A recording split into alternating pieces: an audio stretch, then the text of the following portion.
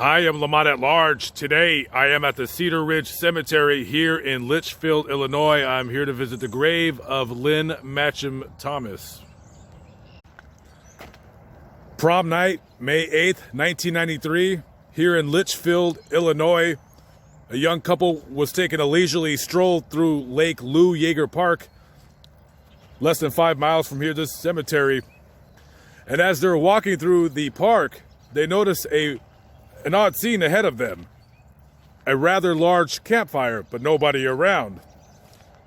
As they approached the campfire, they noticed that there was a mannequin in the fire. So them thinking somebody was playing a weird prank, setting a mannequin on fire, they get close to the fire, and to their shock and horror, they realize that it is no mannequin, but a nude woman who had been decapitated with blood covered all over the body, all over the scene. The boy quickly runs for help. He finds a park custodian. The custodian and him run to the fire, and they pull out the headless body, which to their quick thinking was a very, very good thing, because it would later lead to the identity of the body. So they called the police. The police come out here and investigate this grisly scene. And of course, on the books, it becomes another homicide here in Montgomery County, which this place is pretty nice, as you can see. Nothing but rural farm area, some trailer facilities. Towns like this don't really get too many homicides, especially one so grisly as this. So they have a headless corpse, and judging by the looks of the corpse, they quickly deduce that it is a young Caucasian female between the ages of 25 and 40. Well, there's a lot of women of Caucasian race 25 to 40 that are missing. So the police quickly start running a check of all missing females within the surrounding area, them focusing on Chicago, St. Louis, the surrounding major cities in this area. St. Louis is only about an hour away from here south. And after weeks and months, nothing comes up. They run the fingerprints through the FBI database, nothing comes up. They take the female body and they give her a proper burial, which the town where I'm walking in right now paid for it. And it simply on the stone says Jane Doe. And a year passes, and not that detectives forget, but other crimes come across their desk. So later on, a detective was revisiting this case, and he's, it bothers him. He becomes almost obsessed with finding out the identity of this woman. They had taken hair from the body and analyzed it, and came up with the fact that this woman was Caucasian. But an idea came across them and said, she could possibly be black. Maybe she's just a very light-skinned black woman. So the detectives then start going back into the case, start investigating it. Then they start focusing their search on very fair, light-skinned African-American women. And lo and behold, they come across the name of a woman by the name of Lynn Matcham Thomas. Her mother had reported her missing the first week of May 1993. So they go to interview the mother, and she had told them that she was, at the time, married to a man by the name of Curtis Thomas, a very tumultuous relationship fraught with a lot of domestic violence.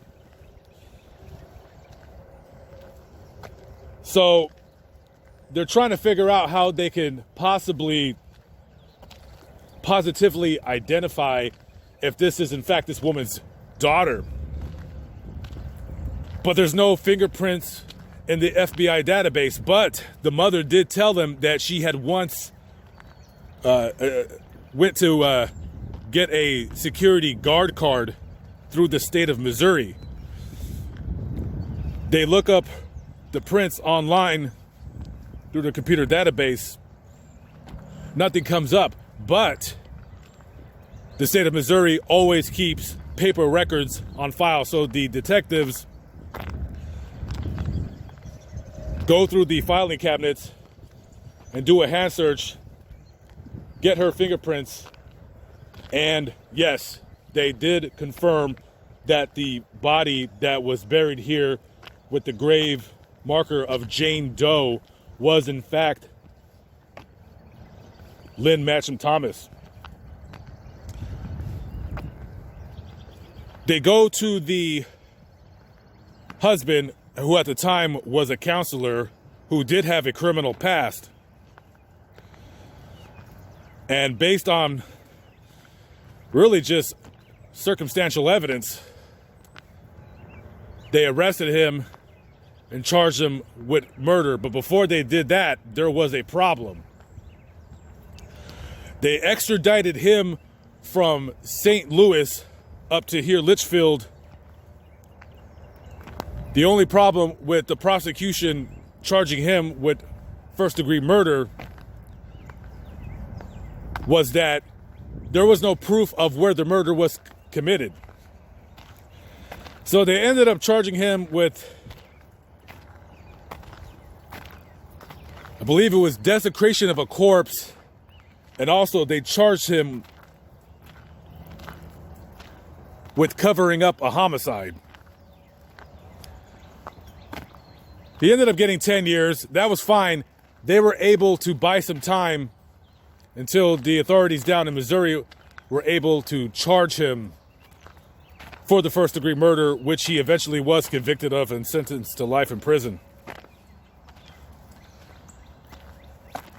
This case would have been solved a lot more quickly. When her mother had reported her missing, the police had went to their residence, their home, and Curtis Thomas indicated that he didn't know where his wife was and that he was expecting her home for dinner later that evening, and that she never came back. She never came home from work. They asked if they could search around the house, and he said, sure, go ahead. And just as one of the cops asked him if he didn't mind if they could go search the basement, he said no.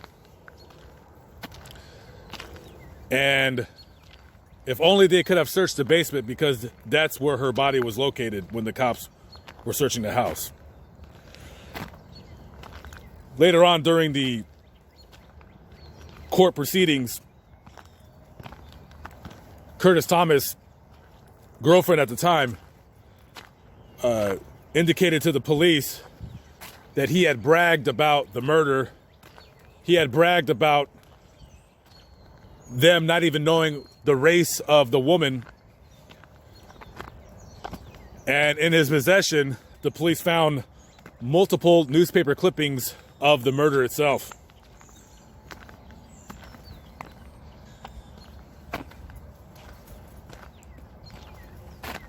To this day, her head was never recovered. He had told his girlfriend that he had placed her head in an orange bucket and filled it up with cement.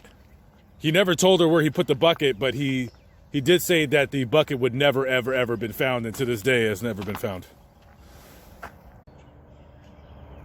In a violent world around us, in God she is secure. This is the grave of Lynn Matcham Thomas, April 12th, 1958 to May 8th, 1993. She was only 35 years of age, 3 weeks when she was brutally murdered by her husband. And the people of Litchfield, Illinois all banded together to pay for her stone. That shows you the kind of folks that live in this community. Good small town folk.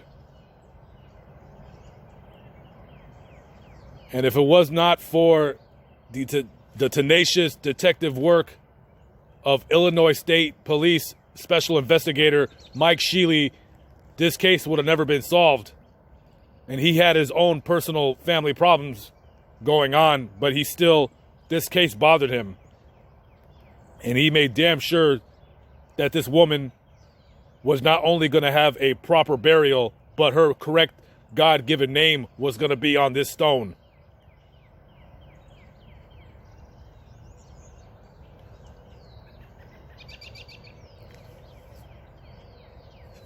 Simply giving a voice, if not that, telling a story of the dead, of the dearly departed, of people that have lived, people that were just like me and you. That's all. Live but not live, but I'm still alive by the grace of God. I am Lamont at Large. Thank you for watching, guys. I always appreciate it. I'll see you on the next video. Peace out.